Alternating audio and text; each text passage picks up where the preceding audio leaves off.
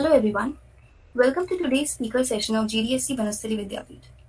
This is Ishita Bisaria, a team member of GDSC Banasthali Vidyapith. A huge thank you to our audience for awaiting this session and joining us today. If this is indeed your very first time attending a GDSC event, let me guide you through GDSC.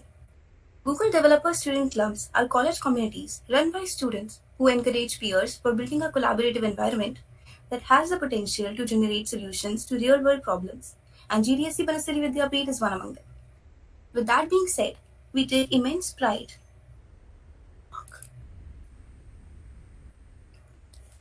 With that being said, we take immense pride in introducing our guest speaker for today.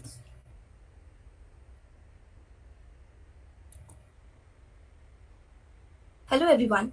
Welcome to today's speaker session of GDSC Banasthali Vidyapith. This is Ishita Bisaria, a team member of GDSC Banasthali Vidyapith. A huge thank you to our audience for awaiting this session and joining us today. If this is indeed your very first time attending a GDSC event, let me guide you through GDSC. Google Developer Student Clubs are college communities run by students who encourage peers for building a collaborative environment that has the potential to generate solutions to real-world problems, and GDSC Banasthali Vidyapith is one among them. With that being said, we take immense pride in introducing our guest speaker for today's session, Mr. Akash Bajpai, who is an Associate Software Engineer at Lowe's India. He is an XR enthusiast, winner at 15 plus hackathons including NASA Space Apps, SIH 2020 and many more. We are glad to have you here with us, sir. Today's agenda includes learnings before and after hackathon, when one can participate in a hackathon, basics to build the project ideas, insights to different hackathons. Without further ado, let's dive right into the insights of winning the hackathons with Mr. Akash Bajpai. Over to you, sir. Thank you, Ishita, for the wonderful introduction. And hello to all the audience that you of the DSC Banasthali Vidyapith. I'll quickly present my screen and start with the presentations. I'll hope everyone is very keen to know about hackathons. In case you guys have any doubt in between the session, you should definitely write your questions in the comment, and I'll definitely take those questions at the very end of the presentation. Just give me a second, I'll start my presentation.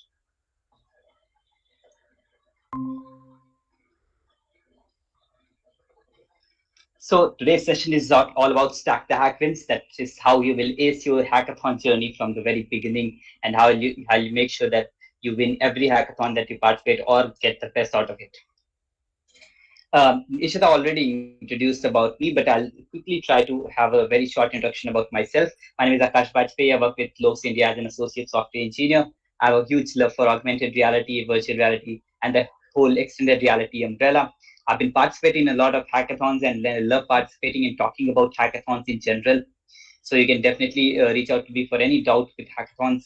I've won a lot of hackathons with a lot of team members of mine. So I'll also talk about the experience of those hackathons in this duration.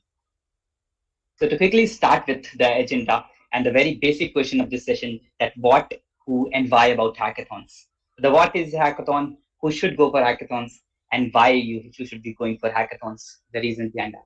So to start with, what is a hackathon?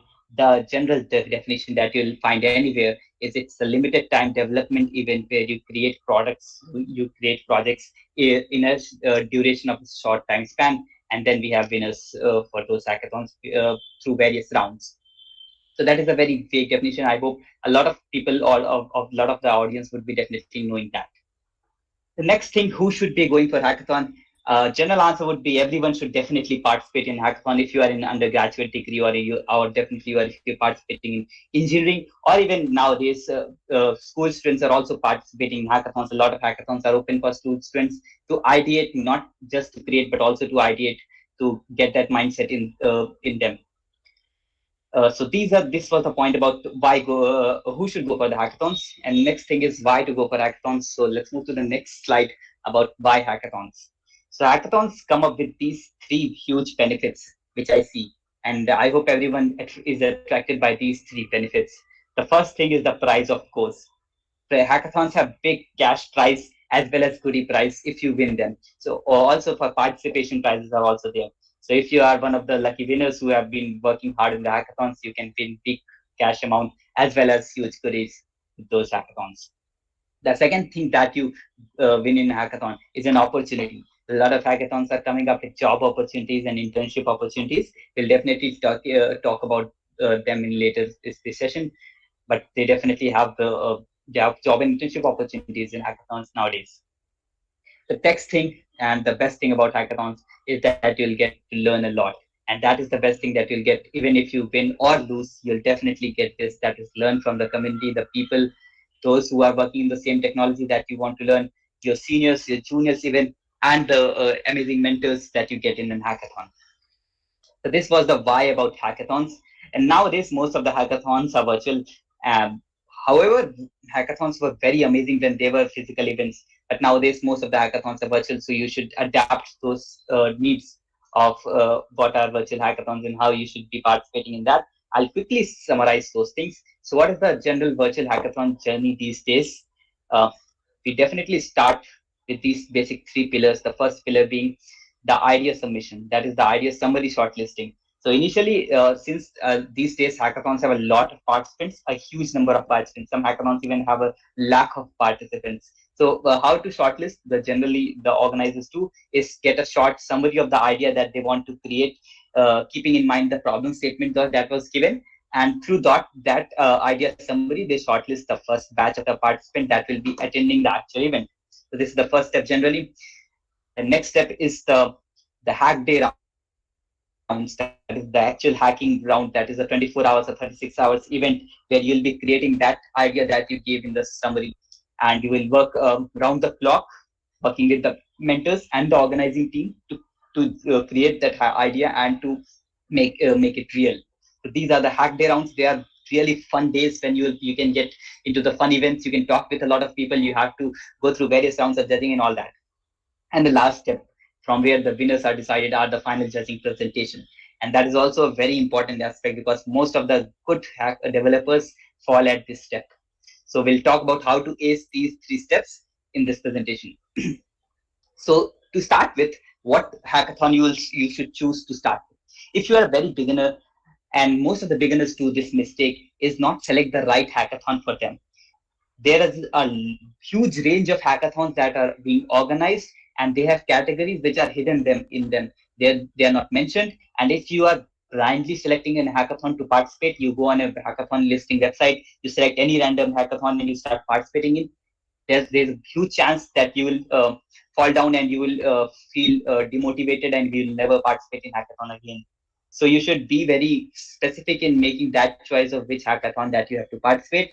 So to give an example, there are a lot of hackathons that are blockchain specific. So for example, Solano had an hackathon which was about blockchain and cryptocurrency these days. Most of the cryptocurrency platforms, including Ethereum, have their own hackathons. So if you do not know anything about blockchain and you go into those hackathons and try to participate, there's a huge chance that you will really feel demotivated after that. So if you're starting with the hackathon journey, you should select a beginner-friendly hackathon and which supports your theme. And of course, you should be eligible to participate in that. So for example, if I'm a beginner in web development, I'll try to find out those hackathons in which I can see a problem statement where I can develop a website, or I can learn a new framework, a Java new framework while creating a website. That would be a good addition and a learning in a hackathon. So try to, if you are starting with a hackathon journey, try to find out those beginner-friendly hackathons. They are generally not organized by huge companies, but by small communities of developer. MLH has a lot of hackathons happening almost every weekend, and those hackathons are really beginner-friendly. So you can definitely participate in that. So this is about which hackathon should you select to start with. And as and when you start participating in hackathons, after 2 to 3 hackathons, you will definitely understand what type of hackathon suits you and what you can definitely try. Definitely, you can experiment with most of hackathons and try to go into different types of hackathon as well.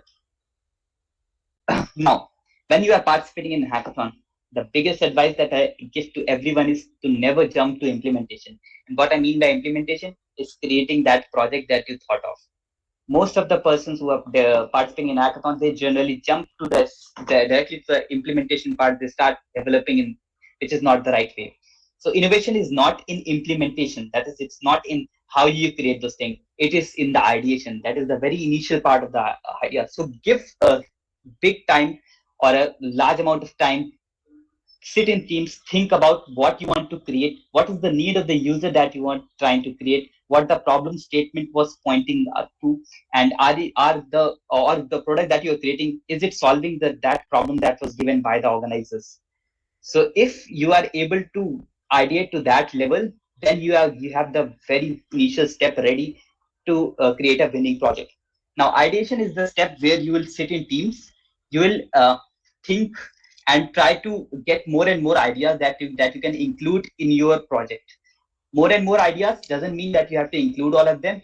You'll of course select those ideas because you have a time foundation that will be the best suiting for your product. Include those in your idea. You can definitely have a notebook where you can note down all those ideas and how to create that ideas. Let's move to the next slide. So hackathons, as they are a time-bound event, you have to utilize the time very well. The clock is ticking every time. You have to take your rest time as well so that you don't feel sleepy while the presentations. You have a lot of things that you have to do. You don't have only to create the project. You have to create a presentation. You have to be ready to present that. You might have to uh, pitch and add some additional features after some rounds.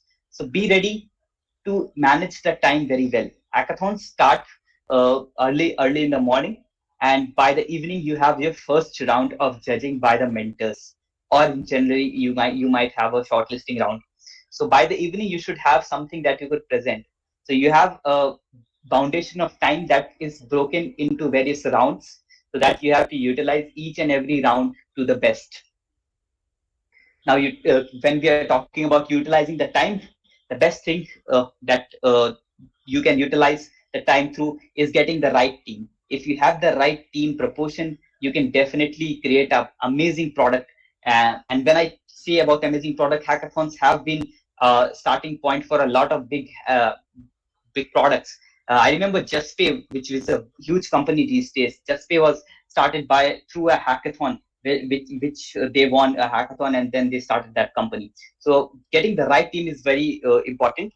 And when I talk about the right team, it is a general right team that I found in most of the winning teams. This is not the best, I would say. You have to find the perfect balance for your team, but these are the general three key players in any hackathon. The first is the team lead, which I also called as the product manager in the corporate world. The product manager finds out the needs of the products, what the market needs, what the user would be needing, and he would cancel out those products that are not needed and select the best, keeping the time in mind. So the team lead decides the final product, what are the features that will be included. Next, we have the techie or the software lead, who is the all into softwares, will be the coding person, who will definitely work more in the development of the project. And we have the Steve Job or the business lead, who is good at pitching, who can sell you anything, and you'll be very happy to buy that. So he's a good presenter who knows how to speak, how to highlight the features, good features, and also hide the bad features. So when you will be creating a project, a lot of bugs will be there, a lot of hidden bad features will be there, or bugs will be there. So it is the responsibility of the presenter to hide that as well. And of course, if you are participating in a team, you don't have to go through only a one role. You're definitely switching between these three roles. So the team lead is not the person who will, I'm not saying that team lead would want to be coding or developing. He will also play the role of a techie sometimes, and you will have to find the perfect balance. But these are the three major team players which I see. I hope you guys have been following through this presentation till now. Just keep getting the questions in the comment. I'll try to answer that.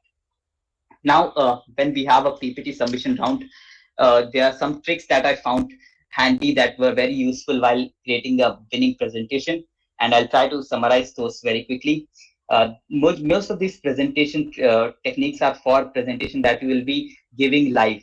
So there are two types of presentation that will be utilized in hackathon. The first type of presentation would be a presentation that would be submitted, that would be uploaded on a platform, and the person that will be seeing will not be live in front of you. So that is one kind of presentation. The other kind of presentation is where you will be live presenting that to the audience. So these tricks are for the second one. To start with, the first is to personalize it for the organizer as the problem statement. A lot of hackathons are organized by single software companies, for example, Xiaomi, for example, any of the company that you talk about. So you can, of course, personalize the product that you are creating for their needs, for the kind of business they do. So, for example, let's take the example of Xiaomi only. They are creating smartphones. They are creating digital experiences as well. So you should create a product that suits their demand.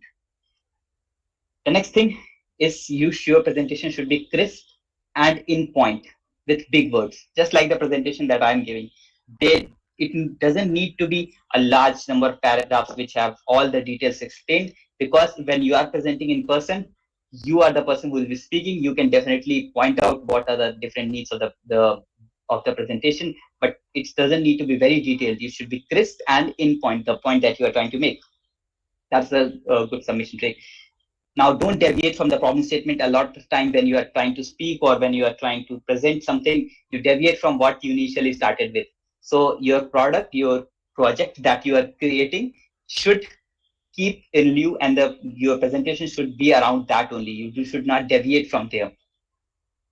And all these submission tricks that I'm showing, I've observed the people are doing these mistakes, and that's why I'm pointing this. Add graphics and illustration. Don't make boring presentations which are all text or the templates from Microsoft Word. They are really boring. You can use Canva.com. You can use some online templates that you get for PowerPoint through internet, but don't make any boring presentations. Use graphics. Use illustrations. I hope you observed the team slide as well. So you should definitely have graphics and illustration to better and make your content understandable. I hope that helps. And always mention future scope. So hackathons are very time-bound event. I've spoken this line a lot of times. That means you won't be able to implement everything that you thought.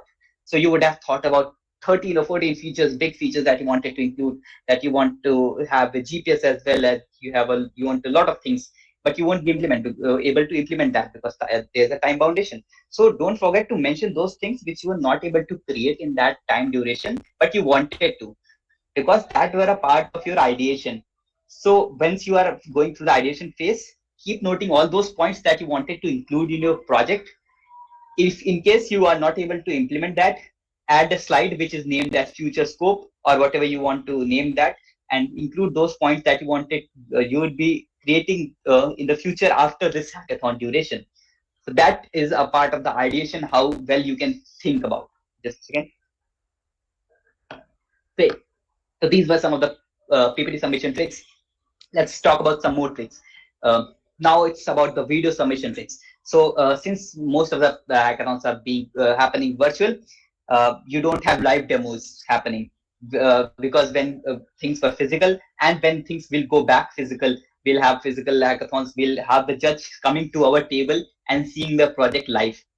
So I hope you understand what that experience would be. But since we have virtual hackathons happening these days, what you can do is submit a video which is a part of the procedure of submission of the hackathons, and these videos will summarize and tell what your product is. And here are some tricks that can help you.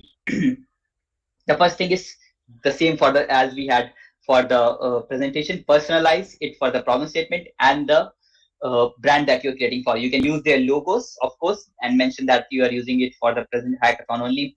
You can use the idea that they have, and always keep the idea and the content of the presentation around the aim of the company. The next thing, the general format of any video should be intro, content, and outro.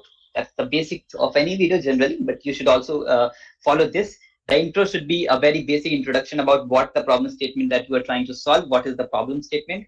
The next, the content part should be the features that you included in the presentation, what were you able to create and how it's being able to solve. Never in the presentation or in the video, point out your own mistakes. So you should never be saying that I wasn't able to create this thing, I wasn't able to implement these things. These are the things that the judges or mentors should point out if they find out. So don't be that kind of person who points out his own mistakes. Okay. So focus on the content.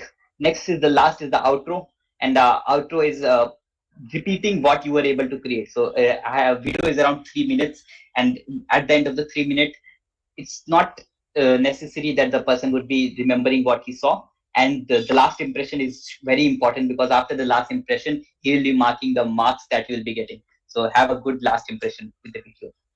Next thing, your video should also have a narration, and if possible, you should yourself be speaking with a video. That would be great. Like you can see on your screen, my video is visible with my audio and the presentation that I'm showing. So adding a personal touch with a audio or a video will definitely make the judges select you more and prefer you over other candidates, because it shows that you have done hard work for your project that you have created, and you have personally created a video and add that.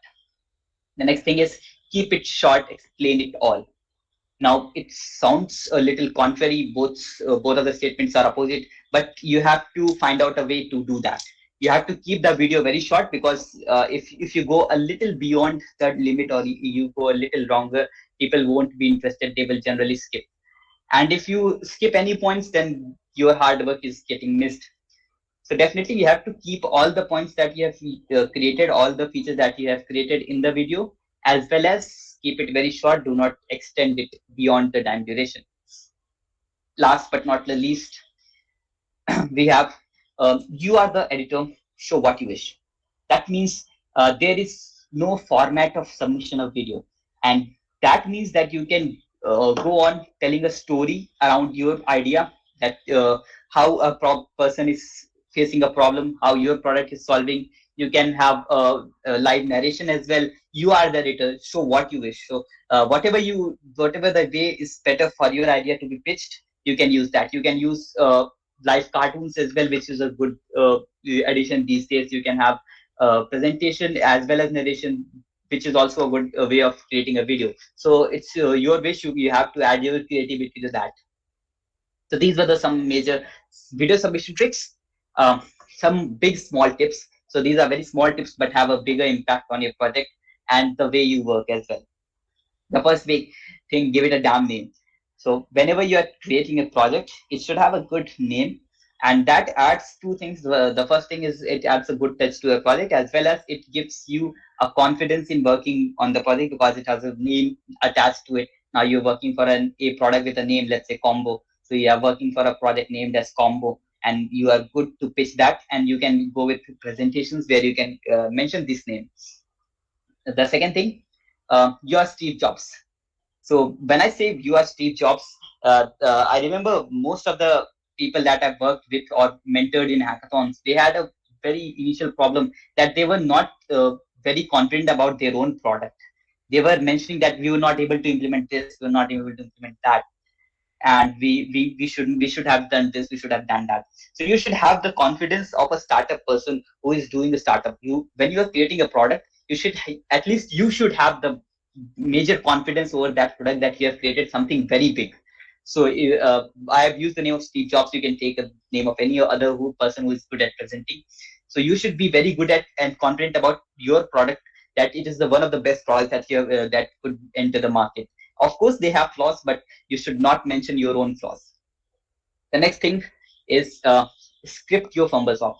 So if you have you are not a very confident person speaking, which I was also initially, and you are not very confident about speaking, you can script whatever you wanted to speak in a presentation. So if you are in a presentation or recording a video, you can of course have a short diary or something like that, where you can note down the important points that you want to mention. So do not make those mistakes where you miss those points. So if you want that this point is very important for my project, and I definitely want to mention this to my judges, I'll have a page in front of me where I'll keep writing all those points that are very important for my project. And when I'll be presenting, I'll just give a glance and check that I have included all those presentations, or sorry, all those points that I wanted to include. The next thing, help society. Society helps you, and this is a good thing when you are selecting the idea. Most of the winning hackathon projects are around helping the society or helping the people of the society in one or the other way. So it's a good thing that if you're trying to create a project, it could be helping the society or the people of the society or the privileged people in any way. So you can create a project on that, and that is a good initiative. Last but not least, if you're not able to find the ideas They are all around you, but you have to find it. Most of the major startups or major big products that have been created were problems that were visible to everyone, but no one noticed. So if you start from Paytm to Netflix to Amazon, any of the big products that have come to the market, most of them were the problems that they solved were known to the people, but no one was pointing out to them. No one was trying to solve those problems. So we have the ideas all around us. Just we have to find those ideas, go ahead deep, what is the cause of the problem, how can we solve that, and then generate a business model out of that, of course. So it's not very difficult to find the ideas that you want to solve through your project. It's really easy. You just have to look around you. You are students, you are finding some problems related to the students who are not able to find notes or something like that. They want second hand books and they cannot get it. Any idea that of that sort that you can find around you, pick that and you can use that in a hackathon. So that is a good way of finding some good winning hackathon ideas. Then last but not least, how to utilize the hackathon journey. So if you are participating in the hackathon, it's not just about winning the hackathon or winning the swags. It's a lot about communicating. It's a lot about interacting with the people that who are participating. They are those people who are working very well or are very good at those things. So how should you plan your better participation in a hackathon and get the best out of it? So the first thing is learning on the go. While you participate in hackathons, you learn a lot about technology. You face issues in your technology. You get mentors who you can talk to. There are sessions, there are talks about various technologies, and you learn a lot while participating. You see, when we are in a college, we are in a very closed community of some friends that we have. But when you go to hackathons in these places, we see a lot of people from different colleges, different parts of the country who are creating and working on different technologies. So if I be working on AR and VR, but I'll see the projects that have been created with machine learning. I'll know how which technologies are being used, how they are utilizing it. And who knows, I would be using machine learning in the next project as well. This was the first thing. The second thing is pitch yourself to sponsors and mentors. A lot of hackathons have huge, big brands as sponsors. They have mentors from big organizations, including the FANG and all those organizations. So you can pitch yourself as a for internships, for jobs. So if you are one of the hackathon winners or you performed really well, you can of course write a mail to one of those mentors or the sponsor that you are looking for an internship opportunity. You are the winner of this hackathon or the top participant of this hackathons, and you are looking for internship opportunities. And you can definitely get referrals and internship opportunities through those sponsors and mentors. So be ready for that and definitely utilize that. Third thing that is learn from other participants. I hope you guys understand what this mean is, to learn from the people who are participating. If you do not win in a hackathon, learn what different the winning team did. How could you do that? What was missing in your product? Try to go back to your mentors if you lose and understand what things that you can improve. And you will, if you do that, you will definitely win the next hackathon. Also, we have a lot of job and internship based hackathon, as I talked about. A lot of organizations online and offline have been organizing these hackathons so that they can reach out to the talent pool that we have, and get the best talent in their organization. So you can utilize that, and you can use those jobs and internship based hackathons to grab your next job or next internship. So do look out to those platforms. They are in the caption of this video as well. So you can go to these websites and find out the next hackathons that are happening. It's not necessary that you should only participate in those hackathons which have job and internships, because it's not good to start with these kind of hackathons, because they have a large number of participation, and it's not easy to win these kind of hackathons. So you should start with basic hackathons, which are not very big hackathons in the terms of number of participants they have. So you could definitely go for these hackathons which have job and internships. You can definitely score a job from there.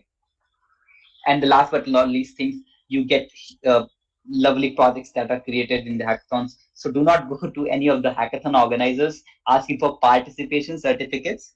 So if I'm conducting a job interview for of any participant of a hackathon, I won't ask him if he has the participation certificate. If he has mentioned a hackathon in his resume, I will ask what project that you create, what was the aim that the project was solving, what were the disadvantages or advantages in this hackathon. So participation certificates do not mean a lot these days, but the projects are the real participation certificates. So imagine it this way: after every hackathon, you have a one project that you have created, which you can add to your resume, which you can pitch to your recruiters as well as one of the good projects that you created, and you have a good amount of learning with those projects.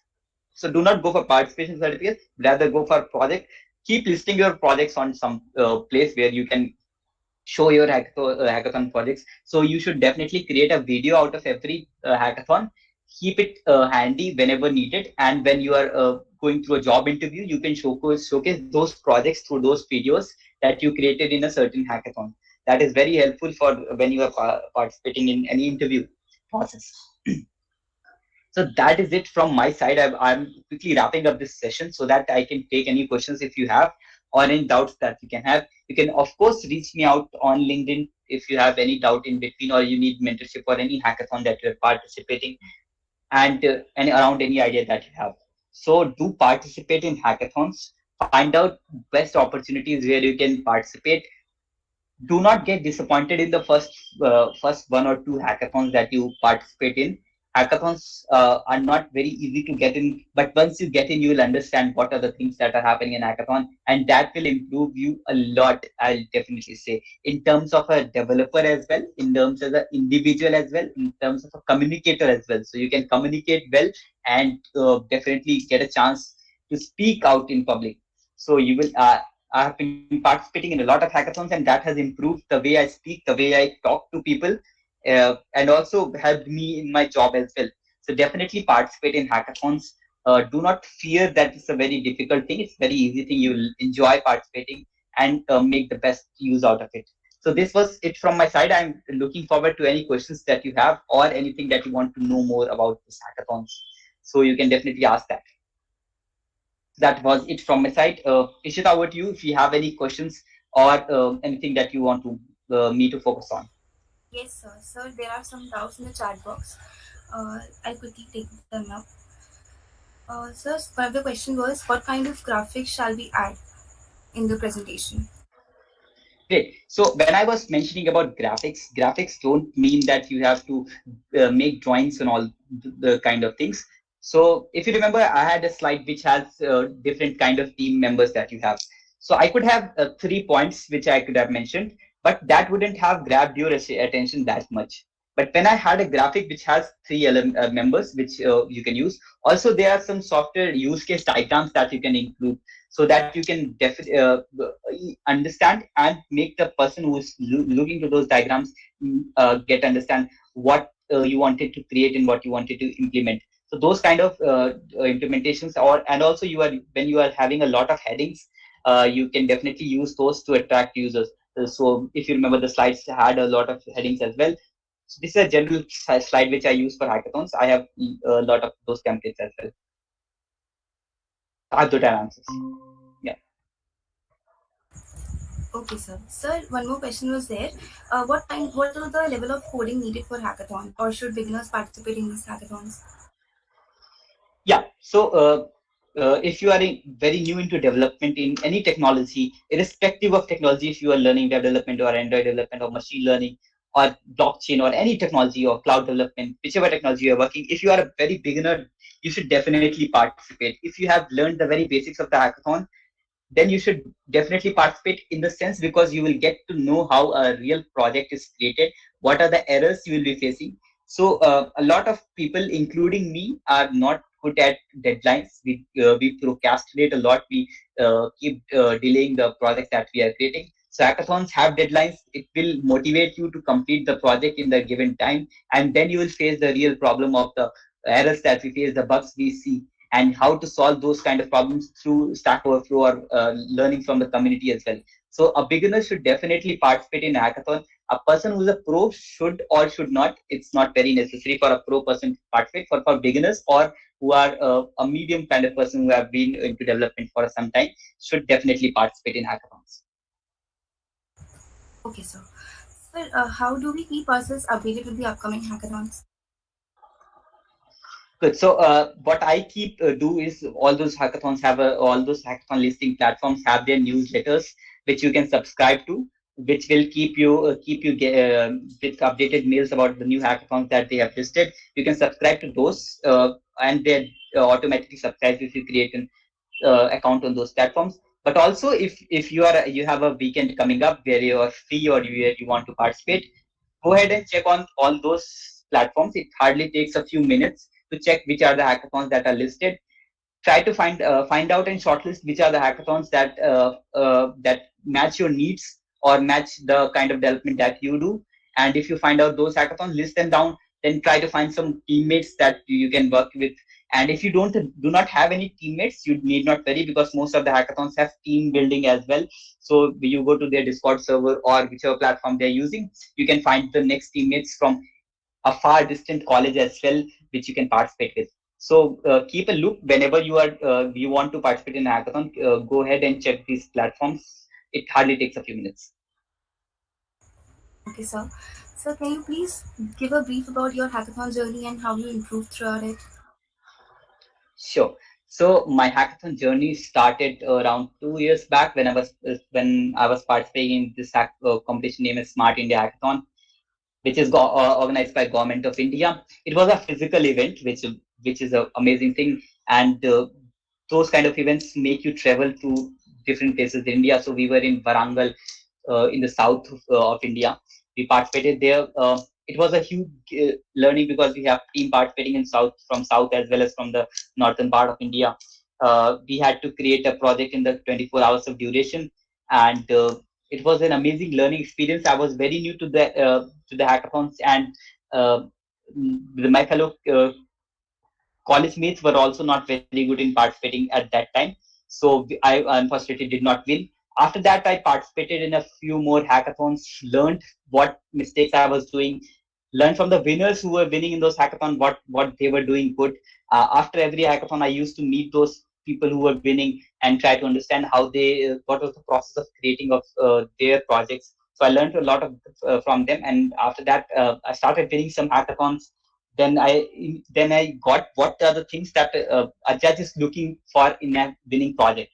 And I think last project that I won was Walmart's event, the Walmart's Spark Tech Showcase. Before that, we had Smart India Hackathon Hardware Edition this year, and I was a part of the winning team this year. So this has been an amazing journey of participating in more than 20-30 hackathons, and also mentoring a lot of hackathons. So you get to know about what are the technologies that are trending these days, how people are creating, and what are the problems they are facing. So it's an amazing journey of participating, learning, and you get to meet amazing people. Great, sir. What are the prerequisites of participating in a hackathon? For participating in any hackathon, there's very minimal prerequisite. That is it. You should be knowing at least a technology that you can create. However, there are some hackathons which I could mention, like NASA Space App Challenge as well, which are not a lot about coding or a lot about developing. But a good prerequisite for any software-based hackathon would be to at least know the very basics of a technology. I won't recommend you to go in a hackathon with no basic knowledge of that technology and try to develop that, because you will be stuck with there and you might leave that hackathon in between. So you should have a very basic of how a Hello World program and a project, at least a small project can be created in that technology. For example, if you're working with React.js, you should at least know how a small project with you React.js is created. And when you are ready with that, when you can create a small project, then you can definitely go ahead and form a team and participate in a hackathon. So a team, basic knowledge of hackathon, and a need and a good idea to work with. That's it. Okay, sir. One last question is, what factors should we look at while making groups for hackathon? Mhm. So when you are making a team for an hackathon, you should, of course, the team things that I mentioned, you should have a person who is very good at speaking. You can have technology specific people. Do not hesitate in keeping people who are not very good at technology, because you should also help those people to learn along the way while you are creating, and they will be really helpful for you in the future projects as well.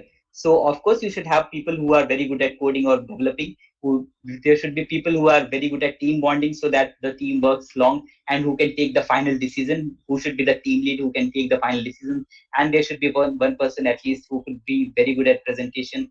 And of course, you should be switching roles. So you should not only be creating presentations in all those hackathons, because of course you are also a software developer.